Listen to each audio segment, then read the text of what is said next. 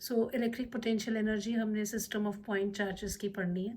तो potential energy जो है यू वॉज देयर, ये आपको बेसिक कुछ चीज़ें जो अभी तक हम इस चैप्टर में पढ़ते आ रहे हैं उसको थोड़ा सा मैं हाईलाइट करूँगी, डिस्कस करूँगी।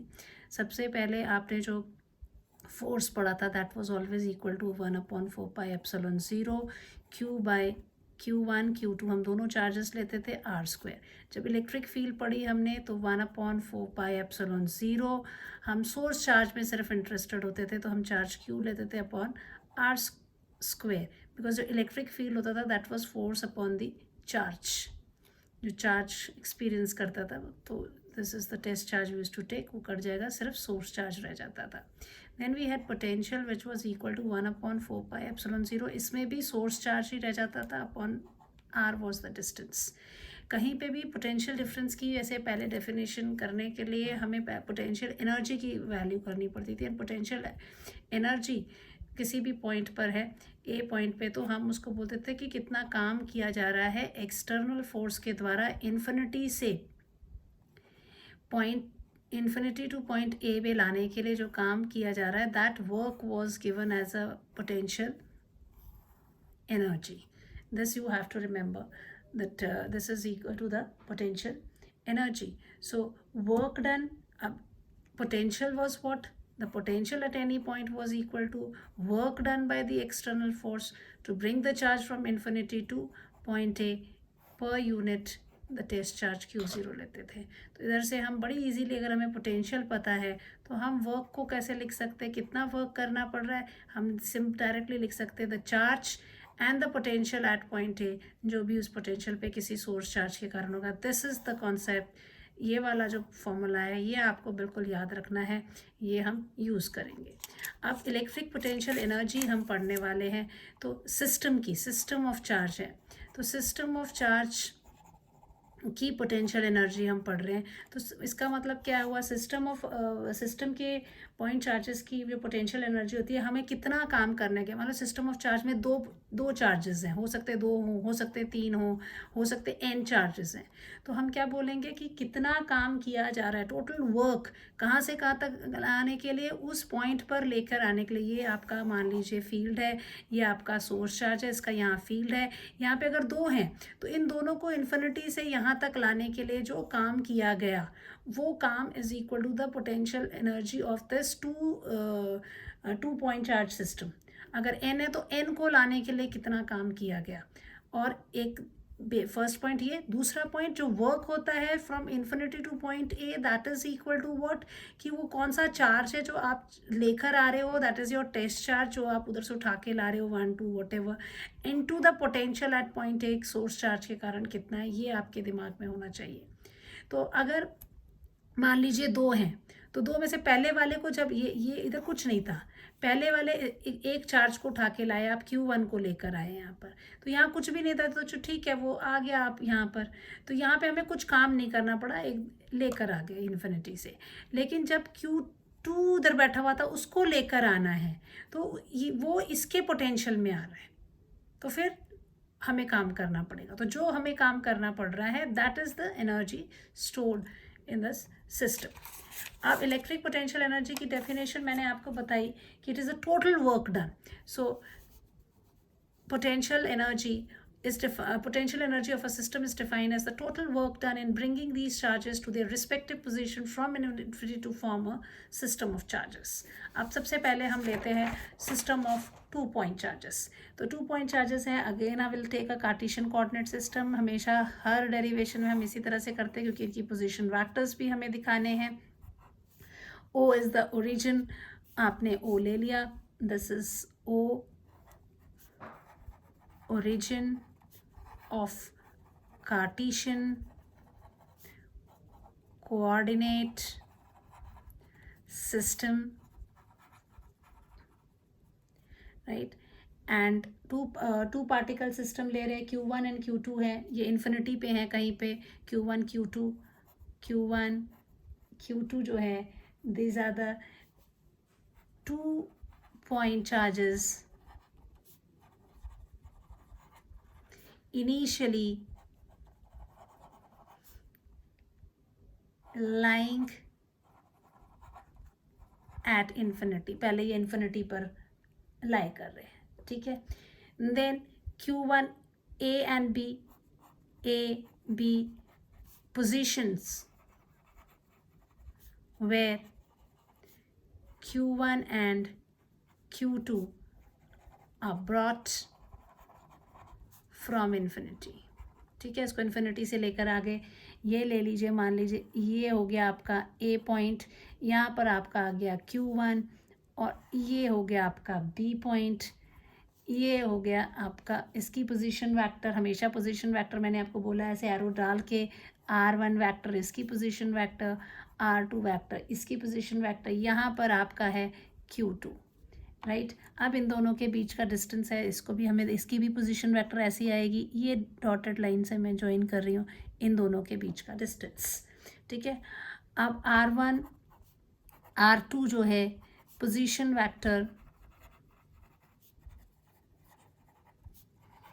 of Q1 and Q2 respectively, ठीक है, ये हो गए. अब हमें मालूम है that we know if Q charge is brought from infinity to a point where the potential V is present due to some source charge, then work done is given as, work done कैसे दिया जाएगा, work will be equal to always charge into potential. ये मैं आपको potential की definition से बता चुकी हूँ ऑलरेडी लेक्चर के स्टार्ट में ही. This was the potential at a work from infinity to that point by Q0. So work will be equal to Q0 into potential. So work is equal to charge into potential. ये हमारा एक basic formula है, ये definition से हम पहले पढ़ चुके हैं ये चीज़. So now when Q1 is brought from infinity to point A, so W1 work done to move A from infinity, move Q1 from infinity to A, this is equal to what, the charge कौन सा है, charge is Q1, potential at A क्या है, 0, so Q1 into 0, so W1 is equal to 0. This is what we have, right. Now इसके बाद लेते हैं हम W2. W2 में क्या हो जाता है, W21 work done to bring Q2 to point B where potential is due to A के कारण, ड्यू टू Q1 के कारण वहाँ पर पोटेंशियल है. So this will be equal to what, this is equal to Q2 into potential at B due to Q1 आ जाएगा. So कितना पोटेंशियल हो जाएगा, this is equal to Q2 into potential का फॉर्मूला हम पहले ही बता चुकी हूँ मैं, V1 इज इक्वल टू 1/4πε0 जो भी सोर्स चार्ज है upon R1. So this is 1/4πε0. Source charge कौन है, Q1 के कारण है, इसलिए Q1 कितनी दूरी पर है, ये जो AB डिस्टेंस है वो हमने देखना है. So AB distance triangle law के हिसाब से कितना हो जाएगा, 1/4πε0 मैं इधर लिख रही हूँ, Q1 Q2. अब AB की वैल्यू लिखनी है. So AB vector is equal to what, AB vector will be equal to, this will be equal to O B vector minus O A vector. अगर आप ध्यान से डायग्राम को देखो, दिस इज, इसकी बात हो रही है, तो दिस प्लस दिस, यानी कि R1 plus A B is equal to R2. So this is A B vector is equal to R2 minus R1 vector. This is what we have. We are interested in the magnitude R2 vector minus R1 vector. So this is what we have. So this now the total work. So the total work done is stored as a potential energy. Now therefore potential energy of 2-point charge system, 2-point charge system will be equal to work done to bring the first charge plus the work done to bring the second charge in the field of first, which is equal to 0 plus 1 upon 4 pi epsilon 0 q1 q2 upon r2 vector minus r1 vector magnitude. So we can say this 2 system के लिए जो value होगी 1 upon 4 pi epsilon 0 and q1 q2 upon r2 minus r1 vector. This is what we have. ये आपको formula याद रखना है, ठीक है.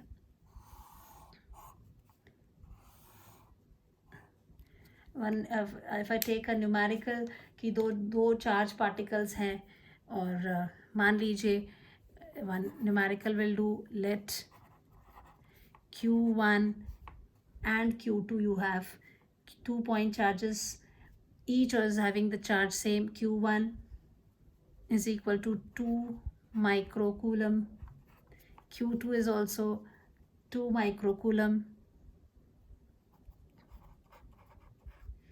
ये q1 q2 को from infinity to point A and B पर इसको लेकर आए हैं and to position separated by 2 point A and B separated by 10 centimeter, right? तो आपका ये न्यूमेरिकल में क्या करेंगे आप, q1 is equal to q2 is equal to आपको दिया हुआ है 2 माइक्रोकूलम. तो सबसे पहले तो आप इसको 2 इंटू 10⁻⁻⁶ कूलम ले लेंगे, ठीक है. And then r1 the distance A B के बीच में, that means r2 minus r1 जो डिस्टेंस है, that this is given as 10 centimetre. तो 10 सेंटीमीटर को आप क्या लिखोगे, 10 इंटू 10⁻⁻² मीटर्स. तो this will be equal to how much, 0.1 metre हो गया. अब पोटेंशियल एनर्जी निकालने को बोला है, तो it is 1 upon 4 pi epsilon 0 q1 q2 upon r2 minus r1. Simple formula हमने जो ये पढ़ा है वही उठा के लगा दिया. इसकी वैल्यू कितनी है, 9 इंटू 10⁻9. q1 की वैल्यू है 2 into 10⁻⁻6 divided by, it will be 0.1. कितना हो जाएगा, 9, this is 2 times q1 into q2, so it is 2 into 10⁻⁻6 once more. 9 2s are 18, 18 2s are 36. So this is 36 into 10⁻, ये हो गया आपका 9 -6 और ये क्या है, 0.1 है, मीन्स 1/10 ऊपर चला गया तो +1 हो जाएगा. और just wait, I write 0.1 here, बाद में देखते हैं इसको क्या करना है. This can be written as 1/10. So this is how much, ये हो गया आपका 36 इंटू 10⁻, कितना हो जाएगा, this 9 - 12 + 1. So this is 36 into 10⁻⁻². 36 raised to the power -2 है. So this can be written the standard form. अगर इसको स्टैंडर्ड फॉर्म में लिखेंगे तो क्या हो जाएगा, this will be written as 3.63. 36 को 3.6 तो नहीं लिख सकते, 3.6 लिखा है तो इंटू 10⁻⁻, 1 करना पड़ेगा इंटू 10⁻⁻² है. So this is 3.6 into 10⁻⁻1 energy है, तो it is in joule. This way the energy will be calculated. Same कोई एक और क्वेश्चन अगर हम लेते हैं कि अगर मान लीजिए आपका, I'll take question 2 here.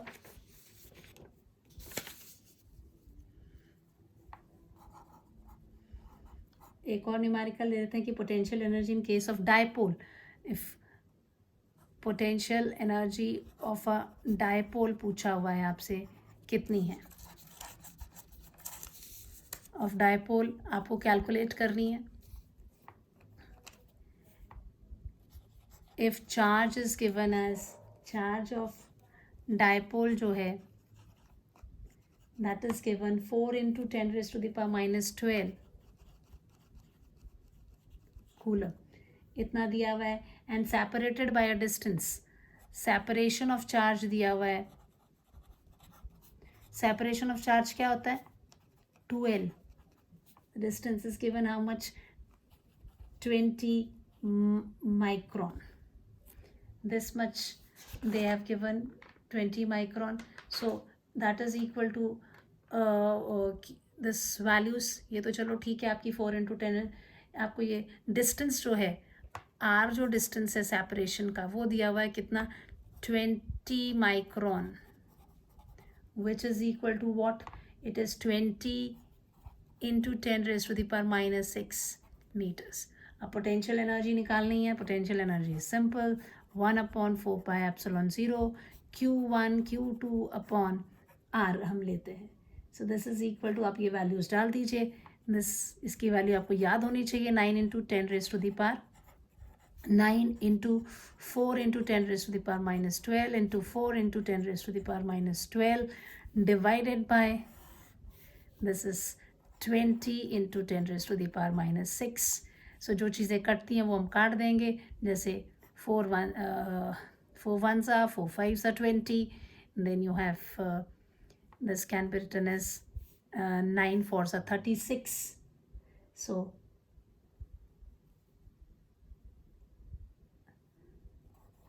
36 into 10⁻9 minus 12 divided by 5 into 10⁻⁻6. This can be written as 30. इसको डिवाइड करेंगे तो कहता है 5 ones are 5, 5 sevens are 35, 5 twos are 10 into 10⁻, ये कितना हो गया? 9 minus 12 minus 24, और इसको 9 minus 24 minus 6 कितना हुआ? कैलकुलेट कर लीजिए आप. This will come out to be how much? 9 minus 6, 3 and 24. This will calculate this value, the whatever it may come. इसको सॉल्व करके this much of joule is the energy.